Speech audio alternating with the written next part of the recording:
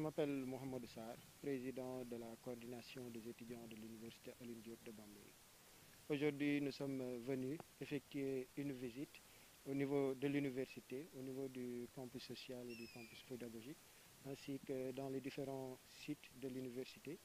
Mais ce que nous avons eu à constater ne peut être décrit qu'en un seul mot, c'est déception, parce qu'on ne peut pas constater tout ce manque de respect de la part des autorités. Aussi, voir que pendant toute cette période où les étudiants ont déserté le campus, il n'y a pas grand-chose qui a été effectué en termes de travaux. Aujourd'hui, l'autorité envisage un retour des étudiants dans le campus, alors que le restaurant qui est derrière nous, qui est le restaurant du campus 2, qui est en construction, nous le rappelons toujours depuis 5 ans, n'est toujours pas achevé. Alors que l'autorité elle-même envisage un retour des étudiants dans le campus universitaire. Aujourd'hui, c'est une grande déception de voir que les promesses et les engagements du ministre de l'Enseignement supérieur ne sont toujours pas respectés. Parce que cela fait maintenant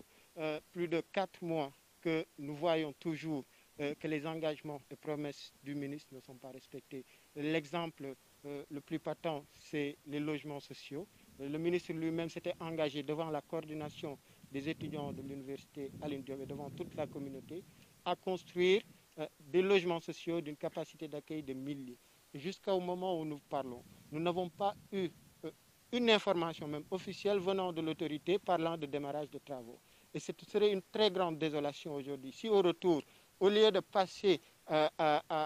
aux enseignements et de penser à terminer l'année académique, que nous revenons aussi pour faire de la grève ou que même les étudiants ne reviennent pas dans ce campus. Le site, vous le voyez aussi désert.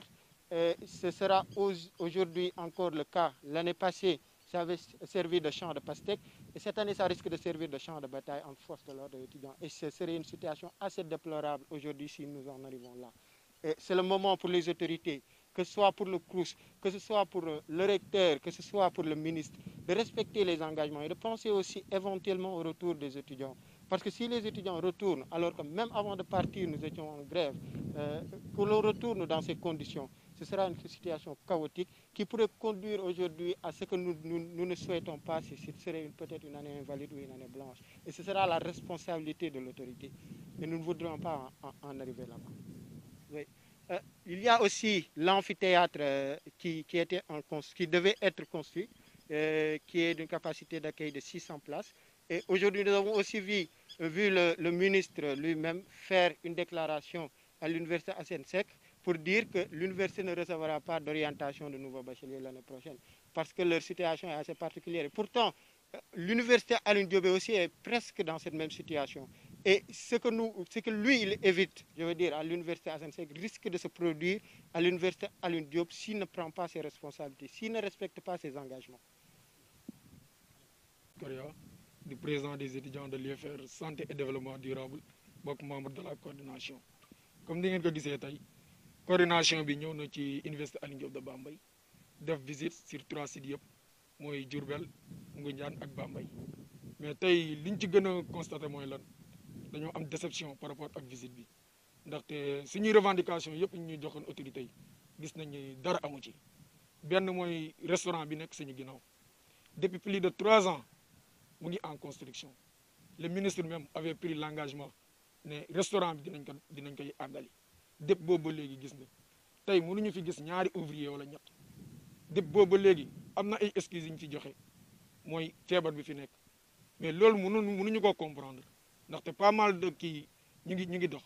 donc restaurant bi nek suñu ginaaw dañoo bëgg mu yegg bu ko défé ñu mën ko utiliser bala ñuy déllu ci wat fi ak mois de septembre benen bi moy terrain bi nga xamné mo waron ki logement bi ba légui dara newu ci daw dañ ko jëlone utiliser ko pour ki di ci bay ay xaal ren mu ngi ni dara amu ci saa su nek dañuy indil ñaari nit ñetti nit nan dañuy def étude de sol ñun dañoo ne bëgguñu ay étude de sol lu ñu bëgg délégation ouvrier ñoo taxaw fi commencer suñu travaux 1000 lits dans les autres universités engagement yu mu jël respecté nako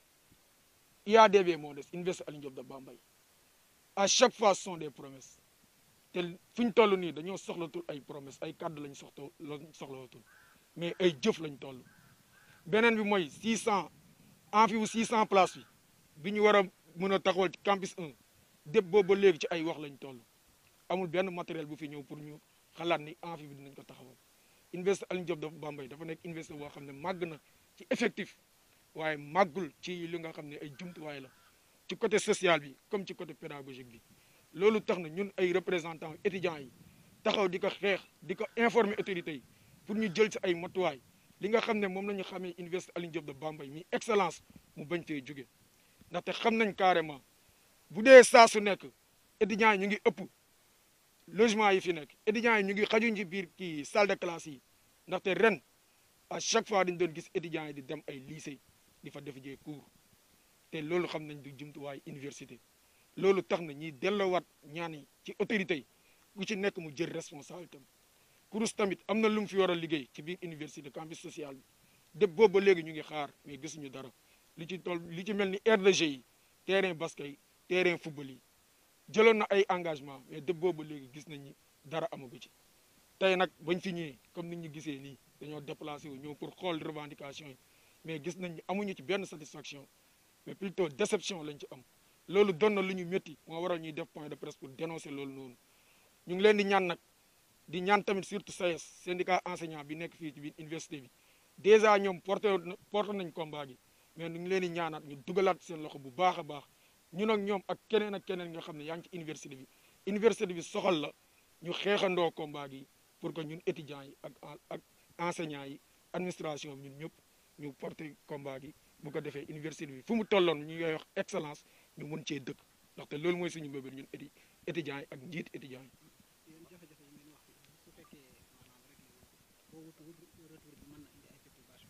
waaw loolu moom il faut que ñoom ñu préparer ko ndaxte buñ fi dellusee mois septembre biñ yaakaar ni lañ fi war a dellu si waat te gisuñu changement am na wax dëgg fa yàlla fi ñu tegoon suñu tànk fa lañ koy teg